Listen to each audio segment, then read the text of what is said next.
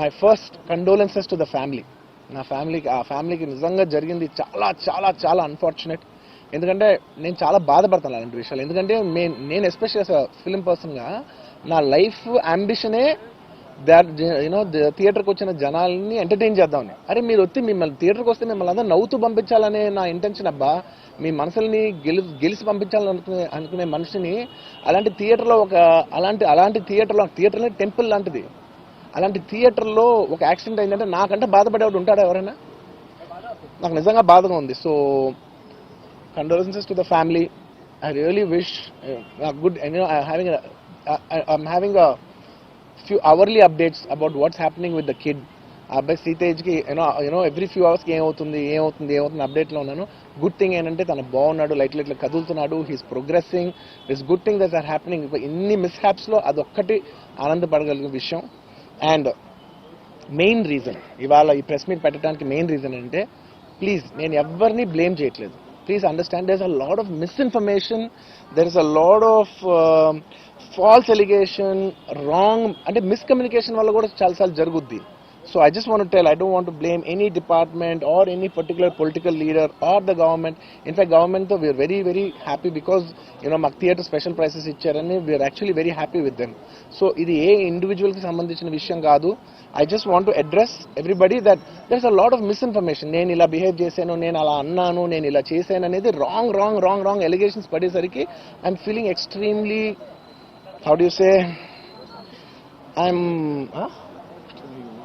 అంతే experience. It's humiliating and character assassination. నేను 20 ఏళ్ళుగా నేను ఎప్పుడు ఇలాంటి ఇష్యూలో 20 ఏళ్ళుగా నన్ను చూస్తున్నారు కదా, నేను ఎప్పుడైనా ఇలా చేస్తానా, ఇలా అంటానా, ఇలా మాట్లాడగలనా?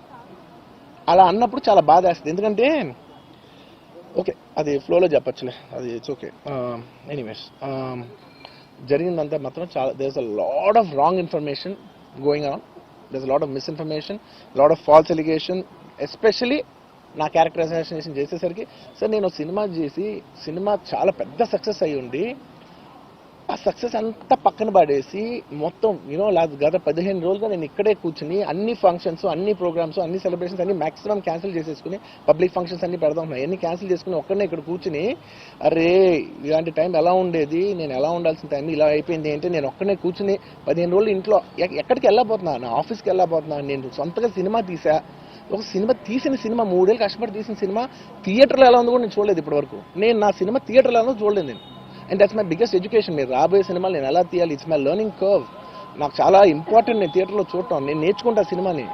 నేను మీకు నెక్స్ట్ ఇవ్వాలంటే సినిమా నేనేం చెప్తున్నానంటే, ఇలాంటి టైంలో కూడా నేను ఒక్కనే ఇంట్లో 15 రోజులు కూర్చుని అరే ఇట్స్ ఓకే అయ్యేది అయింది, ఇట్స్ ఓకే మన తప్పేం లేదు అంటే డైరెక్ట్ ఇన్వాల్వ్మెంట్ లేదు. ఇట్స్ నా ప్రెమిసెస్లో అయింది కాబట్టి I am extremely apologetic for what has happened.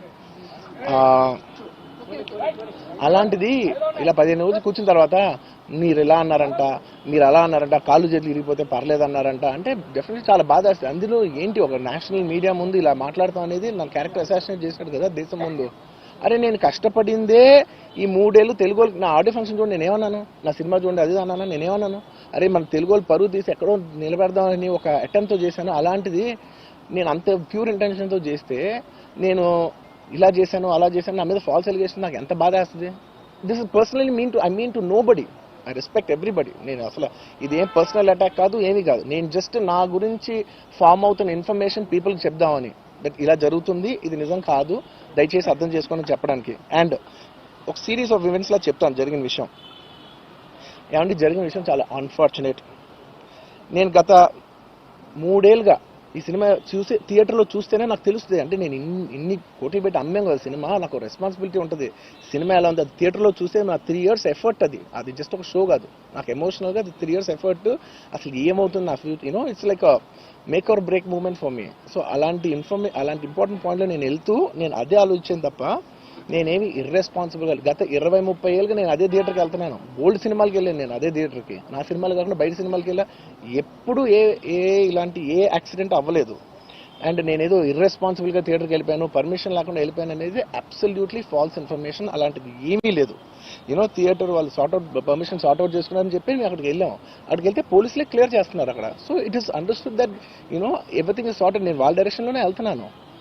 And ఏంటి వాళ్ళు ఒకవేళ నిజంగా పర్మిషన్ లేకపోయి ఉంటే చాలాసార్లు వాళ్ళు వచ్చి చెప్తారు, సార్ మీ పర్మిషన్ లేదంటే మేము రెండింటి వెళ్ళిపోతాం.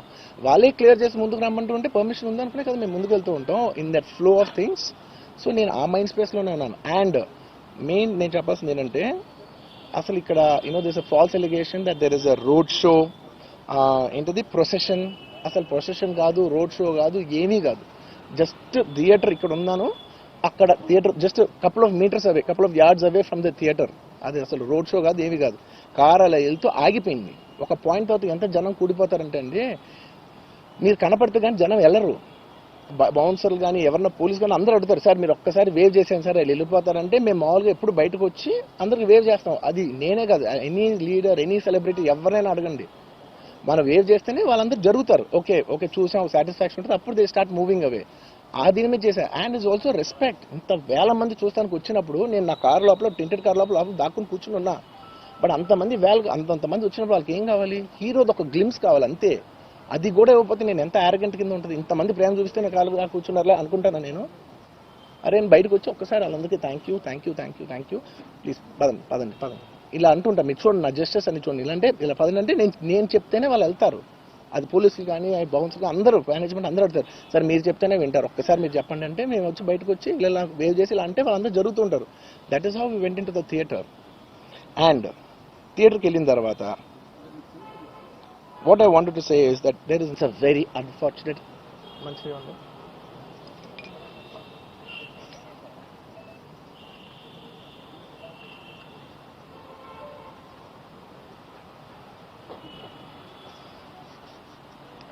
firstly it's a very unfortunate thing, it's an unfortunate accident which nobody is at fault. Genuinely speaking, nobody is at fault. Andaru worked with their best intention. Genuinely ఇది ఏ ఒక్క డిపార్ట్మెంట్ బ్లేమ్ చేసినా కూడా చాలా తప్పు అవుద్ది.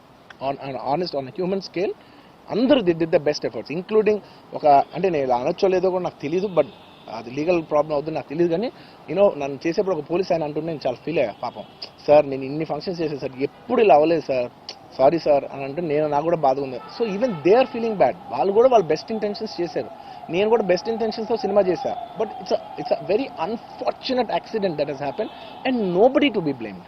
I genuinely think there's nobody to be blamed. And I'm here not to blame anybody. I'm not here to be against any department or any political leader or individually or the government. No, not at all. I'm actually very thankful for the government because they've been very supportive to the film industry, and I'm very thankful for all that. This is just to state, there's a lot of misinformation, there's a lot of false allegation, and there's a lot of communication gaps and thinking that, and there are a lot of misquotations which I have not said. It is just to clear that I have not said anything like that. Please don't judge me, please don't have character assassination on me, please. It's my kind request. I am not that kind of a person. I've been here for 20 years. I have a reasonably credibility, and when it's damaged overnight in one evening for a number of years, I've earned this respect after 21-22 years of work, and overnight when it's sabotaged, it really hurts. And I'm just here to clear to the people and to all the respective people that please don't get it onto me. It is only my personal expression, but it's not against anyone, because I genuinely don't want to it's not personal to anyone.